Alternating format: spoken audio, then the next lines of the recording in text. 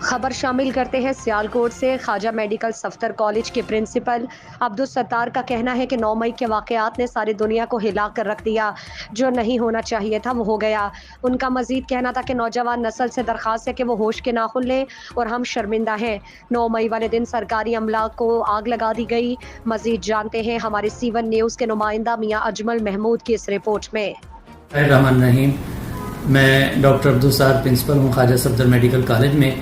میں کنڈیم کرتا ہوں ان واقعات کو جو کہ 9 مئی کو ہوئے ہیں، اور عوام سے، عام نوجوانوں سے میری التماس یہی ہے کہ ہم اکثر دیکھتے ہیں کہ کوئی بھی جب کوئی اس طرح کے جذباتی ماحول ہوتا ہے تو اس میں ہم سرکاری املاک کو جلاتے ہیں، چوکوں کو بند کر دیتے ہیں، گاڑیوں کو نظر آتش کر دیتے ہیں، اور اسپیشلی جو یہ ہمارے دفاعی ادارے ہیں ان پہ حملہ کرنا یہ انتہائی افسوسناک ہے۔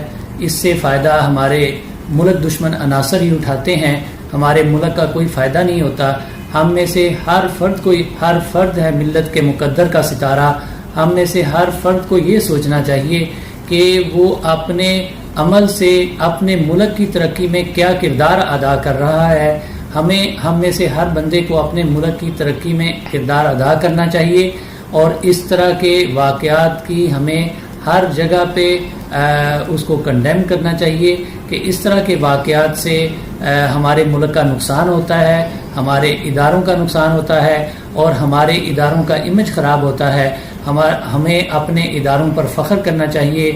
ہمارے ادارے جو ہیں وہ ہمارے ملک کی حفاظت کے ضامن ہیں، اور ہمیں ان کی قدر کرنی چاہیے، اور ان کو ہر جگہ پہ ہمیں سلام پیش کرنا چاہیے۔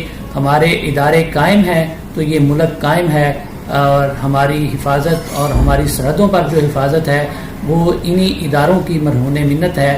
اللہ تعالی ہمارے اداروں کو سلامت رکھے، اور ہمارے عوام اور اداروں کے درمیان میں جو خلیج پیدا کرنے کی کوشش کی جا رہی ہے، ایسے لوگ کبھی بھی کامیاب نہ ہوں، بلکہ عوام اور ادارے ہمیشہ اکٹھے رہیں اور اکٹھے اس ملک کی ترقی کے اندر اپنا کردار ادا کریں۔ میری تمام لوگوں سے درخواست یہی ہے کہ ہمیشہ اپنے اداروں کی تعظیم کریں، ان کا ساتھ دیں، اور اپنی ملکی ترقی کے اندر اپنا کردار ادا کریں، اور ایسی تخریبی کارروائیاں جس سے اپنے ملک کی جائیداد